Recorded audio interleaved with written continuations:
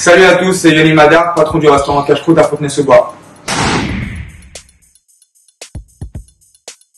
Ah, alors ça c'est une histoire incroyable, c'est vraiment incroyable. Je suis la veille de l'ouverture de mon premier restaurant. Je suis avec ma femme, il est 3 h du matin, angoissé totalement, pas bien, premier restaurant, pas trop d'expérience. Je fais que le répéter à ma femme, on ouvre un restaurant à Fontenay-sous-Bois, on n'a pas de concept, on n'est pas bien placé, j'ai pas d'expérience dans la restauration, une grande expérience, je me dis en fait on va droit dans le mur. Toute la nuit je cherche des idées, je me dis il y a qu'un miracle qui peut arriver et le miracle arrive, je tombe sur une photo d'un restaurant australien. Il y a une merguez, une entrecôte, un petit bout de kefta et une petite boulette de viande. Et là, je sais pas pourquoi, ça me fait un déclic et c'est une phrase qui restera plus disais à ma femme. Eux, ils sont australiens, nous, on est tunisiens.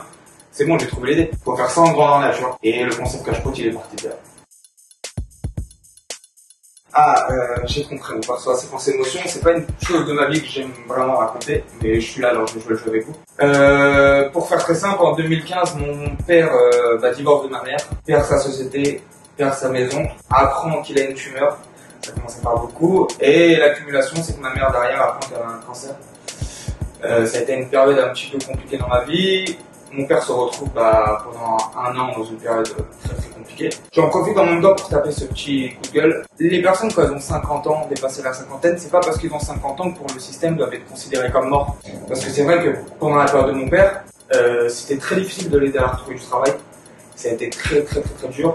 Et au bout d'un moment, malgré mon jeune âge, j'ai dit qu'il fallait que je prenne les devants et l'aider de la meilleure façon possible. J'ai pris mes peu d'économies que j'avais et j'ai décidé d'ouvrir un petit snack qui a très bien marché pendant 8 mois. Malheureusement, la mairie nous a fait fermer pour nuisance. Mais c'est ce qui est le plus fou dans tout ça, c'est que malgré le fait que j'ai ouvert quelque chose qui a marché et que j'ai fermé, j'étais 10 fois plus heureux parce que mon père avait pu remonter la pente. Et c'était mon objectif principal. C'est vraiment ce que je souhaitais, c'était pas gagner de l'argent, c'était aider mon père. Et excusez-moi. Mais c'est vrai que cette période-là, c'était une période très très compliquée. Très très compliqué parce que je le faisais que pour lui, je le faisais pas pour moi. Et le but c'était, comme je vous le dis, c'était vraiment d'aider mon père. Aspect financier, mais je le mettais de côté, c'était vraiment qu'aider mon père. Les choses se sont bien passées, heureusement, c'est qu'il y a un an a suivi, mon père a repris du poil de la bête, a décidé de partir vivre à l'étranger et moi derrière je me suis retrouvé à ou rester dans la restauration ou reprendre mon métier qui était l'assurance. Et j'ai fait un choix de rester dans la restauration. J'ai ouvert mon premier restaurant, qui était à Fontenay-sous-Bois aussi, à 500 mètres de celui où on est actuellement.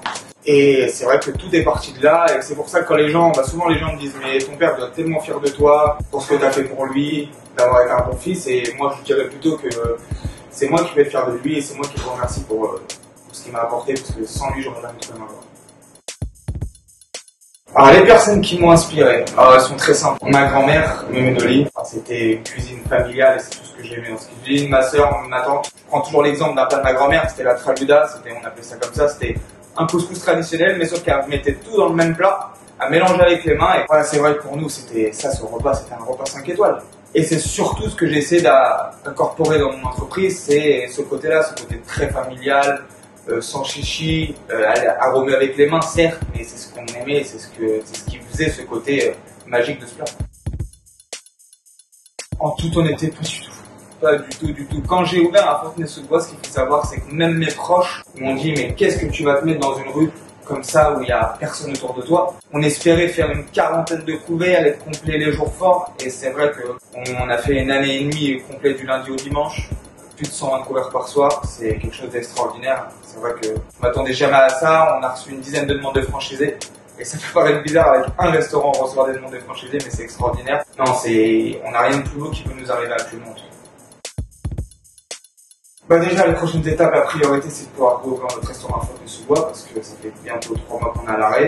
L'ouverture du nouveau restaurant du 19e, ça c'est vraiment quelque chose qui va être très très important pour nous.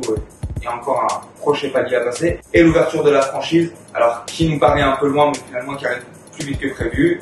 On a reçu bientôt 10 demandes de franchise, et on pense que c'est une grosse étape dans l'évolution de mon entreprise. Ouais, en toute honnêteté, je vais vraiment être très franc. Sur le point de vue économique, très difficile comme tous les restaurateurs. Mais malgré tout ça, j'ai vu que des bonnes choses. Tu sais, ce qu'il faut comprendre, c'est qu'aujourd'hui, nous, étant dans la restauration, on n'a pas de vie de famille. On partage pas de moments avec nos femmes, on partage pas de moments avec nos enfants. On n'a pas de repas de famille. Et c'est vrai que ces 3 mois-là m'ont permis de rattraper le temps perdu. Mais c'est vrai qu'en 3 mois, j'ai pu rattraper énormément de choses. Et c'est vrai que malheureusement, c'est un mal pour un bien, c'est un moment que j'ai adoré profiter avec ma famille. Alors oui, j'y avais mon côté du confinement. Oui, je pense, sincèrement, je pense que toute la famille est fière de moi. C'est une grande fierté pour moi de les rendre fiers, avant tout. Mais je pense que c'est pas une fin en soi. Aujourd'hui, il faut relativiser. J'ai qu'un établissement et une très belle évolution pour mon entreprise, mais c'est encore tout nouveau. On garde la tête sur les épaules. Mais déjà, juste de voir qu'on fait quelque chose de notre vie et qu'on gagne notre vie, que notre famille manque de rien, c'est déjà une grande fierté. L'avenir, j'espère une très belle ouverture du 19e, parce que c'est vraiment quelque chose de très très important pour nous. L'ouverture de la franchise, et après, pour l'instant, on va garder la tête sur les épaules, ça sera déjà très très bien. Et surtout, si je peux me souhaiter quelque chose, ça serait vraiment de garder mon équipe que j'ai sur Fournier-sous-Bois, et en même temps, j'en jette ce petit mot. C'est une équipe remarquable, c'est une équipe que je souhaite garder des années, parce que je sais que la difficulté dans ce métier, d'avoir des gens compétents et des gens sérieux. Et ça, si vous pouvez me souhaiter quelque chose, c'est de garder mon équipe. Ça, c'est sûr que ce serait la meilleure chose qui puisse m'arriver.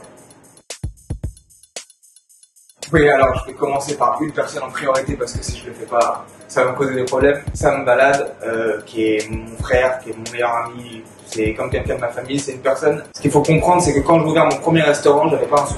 J'ai appelé cet ami-là et je lui ai dit, prête-moi 60 000 € par téléphone.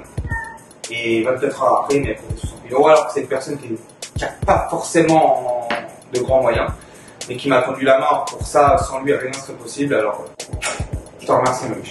Après, je vais remercier aussi ma soeur Jennifer et mon frère James. Ma soeur Jennifer qui était mon premier chef dans le premier restaurant, qui a été là à me soutenir pendant cette première année, qui était toute nouvelle pour moi dans cette aventure. Et je te remercie pour ça, ma soeur. Mon frère James, maintenant aujourd'hui, qui a pris le relais, qui est mon responsable dans ce restaurant-là. C'est vrai de travailler en famille, c'est toujours mieux.